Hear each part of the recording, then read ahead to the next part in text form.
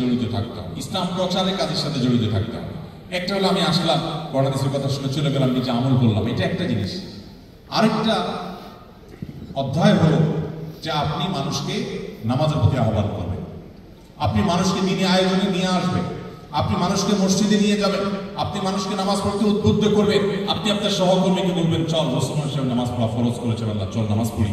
আপনি কোরআনের হাদিসের যে আয়াতগুলো জানবেন সেগুলো অন্যকে শেখাবেন।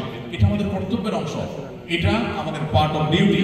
একজন মুসলমান যখন দাওয়াতের কাজ করে আল্লাহ তাআলা তাকে অটোমেটিক সেভ করে। এই বিষয়টি বোঝার জন্য আমি একটা উদাহরণ দিয়ে থাকি। আমাদের দেশে বিভিন্ন সময় নির্বাচন হয়, স্থানীয় বিভিন্ন নির্বাচন, জাতীয় বিভিন্ন ইলেকশন হয়ে থাকে। এই সকল ইলেকশনে মানুষ দুই ভাগে বিভক্ত হয়।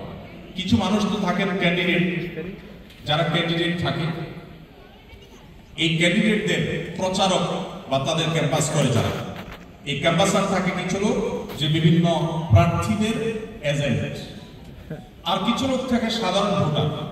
মূলত দুই ভাগে ভাগ হয় সাধারণ মানুষ। কিছু মানুষ নিজে ভোটার, যে কাউকে তিনি ভোট দিতে পারেন চাইলে, আর কিছু মানুষ থাকে তিনি শুধু ভোটার না, তিনি ভোটারের আরেকটু এক ধাপ আগে, অর্থাৎ তিনি কোন একজন প্রার্থীর প্রচারক। তিনি নিজে ভোট দিবেন শুধু তা না, তার প্রার্থীর পক্ষে অন্যদের কাছ থেকে ভোট নিয়ে আসেন। এখন আমার প্রশ্ন হলো, কোন একজন প্রার্থী তার প্রচারকেরা, তার যারা ক্যাম্পাসার আছে, তার যারা এজেন্ট আছে, এরা তো সবাই কাছে কাছে যাবে, ভাই আমার নেতার চরিত্র ফুলের মতো পবিত্র, অতএব আমার নেতাকে ভোটটা দিবে, সবার কাছে কাছে যাবে না সে ক্যাম্পাসার। কিন্তু সে কখনো ভুলেও তার প্রার্থীর যে এগেনিস্টে যে প্রার্থী আছে, তার বিপরীতে যে প্রার্থী আছে, বিরোধী প্রার্থী যে আছে, ওই প্রার্থীর যে ক্যাম্পাস করে তার কাছে সে কখনো ভোট চাইতে যাবে? যখন একটা দলের ক্যাম্পাস করে সে সাধারণ ভোটারের কাছে যাবে, সাধারণ ভোটারের কাছে সব দলের লোকেরাই যাবে ভোটের জন্য। কিন্তু যখন কেউ কোনো দলের বা কোনো একজন প্রার্থীর এজেন্ট হয়ে যায়, ওই এজেন্টের কাছে অন্য আরেকজন এজেন্ট এসে বলে না, ভাই তুমি আমার দলের নেতাকে, আমার প্রার্থীকে ভোট দিও। কেন চায় না? কারণ সে জানে এই লোক নিজেই সে তার প্রার্থীর হয়ে ক্যাম্পাস করে বেড়াচ্ছে, সে আমার নেতাকে ভোট দিবে কি দুঃখ, ভুলেও তার কাছে যায়। ঠিক একইভাবে যদি কেউ আল্লাহর পথে মানুষকে আহ্বান করে, মসজিদের দিকে মানুষকে আহ্বান করে, এখানে অনেকগুলো দাওয়াতের সংগঠন আছে, দাওয়াত তাবলীগের কাজ আছে, এখানে আরো বিভিন্ন আপনার দাওয়াতি সংগঠন আছে। আমাদের আশেপাশে প্রত্যেকটা মসজিদের ভাইরা, ওয়াসম বলেন, আনসান বলেন, আমি যে কটা মসজিদের নাম জানি, প্রত্যেকটা মসজিদে দাওয়াতি কাজ হয়, সংগঠন ভিত্তিক দাওয়াতি কাজ হয়, ইসলাম প্রচারের কাজ হয়। আপনি যদি আল্লাহর পথে মানুষকে আহ্বান করেন, আপনি যদি মানুষকে নামাজের দিকে ডাকেন, আপনি নিজে নামাজ অটোমেটিক পড়বেন। যে মানুষকে নামাজের দিকে ডাকে তার নামাজ নিয়ে চিন্তা করা লাগে না, কারণ সে নিজে যখন ডাকে সে তো নামাজ না পড়লে উপায় থাকে। ঠিক একইভাবে আপনি যদি প্রতিকূল পরিবেশে এই মাটিতে ইসলাম প্রচারক হন, দায়ী হন, মানুষকে আল্লাহর পথে ডাকেন, মসজিদে থাকেন, ইমাম সাহেবের কাজে হেল্প করেন, মসজিদের কাজে আগায় থাকেন, আপনার নিজের ঈমান আমল সেফ হবে। কারণ শয়তান আপনাকে দাওয়াত দিতে সেরকম উৎসাহ বোধ করবে না, কারণ আপনি নিজেই আল্লাহর দিকে ডাকছেন। আপনাকে সে ডাকবে কোত্থেকে? যে কারোর দিকে ডাকছে না, খালি মাথায় বা খালি চিন্তা নিয়ে বসে আছে, এই ব্যক্তিকে শয়তান যতটা পরিচিত করতে পারবে, আল্লাহর পথে যারা দাওয়াতের কাজ করে, দাওয়া ইলাল্লাহর কাজ করে, দায়ী যারা হয়, তাদেরকে শয়তান এত সহজে অ্যাটাক করতে পারে না। এজন্য এই প্রতিকূল পরিবেশে মাল্টিকালচারাল সোসাইটিতে ঈমান আমলকে বাঁচাবার জন্য আপনার দায়ী ইলাল্লাহ হওয়ার কোনো বিকল্প নাই।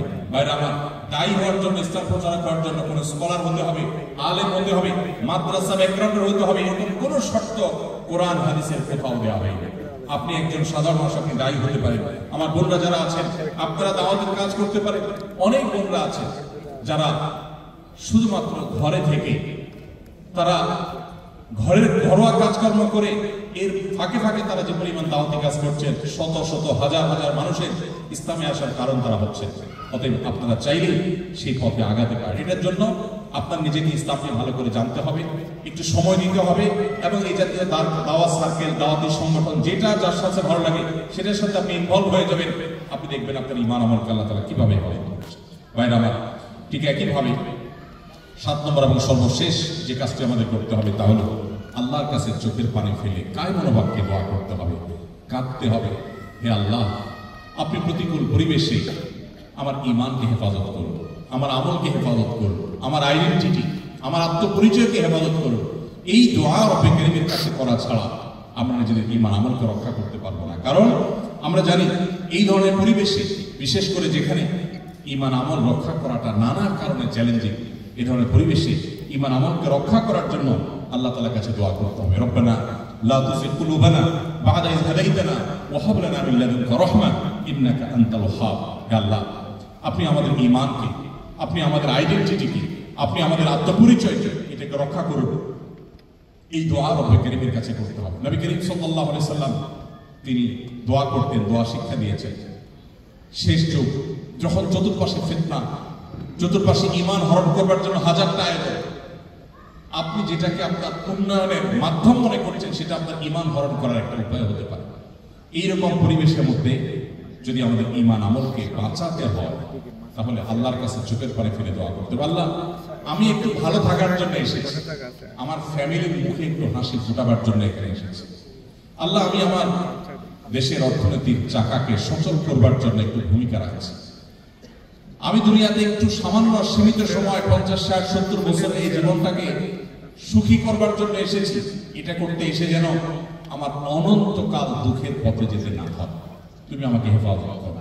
আল্লাহ রাব্বুল আলামিনের কাছে দোয়ার মাধ্যমে নিজেদেরকে আমরা যতটা হেফাজত করতে পারবো, এর চেয়ে বেশি নিজেকে হেফাজত করার আর কোনো সহজ উপায় নেই। সবচেয়ে সহজ উপায় হলো নিজের ঈমান আমলকে হেফাজত করার জন্য এইভাবে আল্লাহর কাছে দোয়া করা। আল্লাহ তাআলা আমাদের সবাইকে আমাদের ঈমান আমলকে হেফাজত করার তৌফিক দান করুন। সবাই চেষ্টা করবো তো ইনশাআল্লাহ। ঈমান আমলের চর্চা, ঈমান আমলের চেষ্টা, দাওয়াতি কাজ, এগুলো আমাদেরকে করতে হবে। আমি আবারও এক নজরে এই 7টি পয়েন্ট আপনাদের সঙ্গে শেয়ার করতে চাই, যে পয়েন্টগুলোর মধ্য দিয়ে আমরা আমাদের মুসলিম আইডেন্টিটিকে এই মাল্টিকালচারাল সোসাইটিতে বিভিন্ন দেশ, বিভিন্ন ভাষার, বিভিন্ন ধর্মের মানুষের মধ্যে থেকে আমরা যেন অন্যদের তালে তালে গা ভাসিয়ে হারিয়ে না যেতে হয়, সেজন্য আমরা যে কাজগুলো করতে পারি, প্রথমত আমাদের ঈমানকে মজবুত করতে হবে, ঈমানকে স্ট্রং করতে হবে। স্ট্রং ঈমান নষ্ট হয় না। আমরা মা চাচিদেরকে চুলোয় রান্না করতে দেখেছি অনেকে, যারা গ্রামে বড় হয়েছে। 10 বছর 20 বছর মাটির চুলো যখন রান্না হয়, সেই রান্না করা মাটির চুলার ভেতর ইটের মতো লালচে কালার হয়ে যায়। কিন্তু এই মাটি দেখতে ইটের কালার হলে কি হবে? এই মাটি যদি পানিতে ফেলা হয়, সাধারণ মাটির মতো গলে শেষ হয়ে যায়। এর বিপরীতে ইটের ভাটার যে ইট, সে ইট নির্দিষ্ট সময়, নির্দিষ্ট প্রক্রিয়ার মাধ্যমে সেটাকে যখন আগুনে পোড়ানো হয়, ভাটার আগুনে পোড়ানো হয়, তখন সেটা শুধুমাত্র ইটের কালারই আসে না, শক্ত এরকম হয় যে এই ইট যদি পানিতে ফেলে দেওয়া হয়, 100 বছর থাকলে সে ইট পানিতে গলে যায়।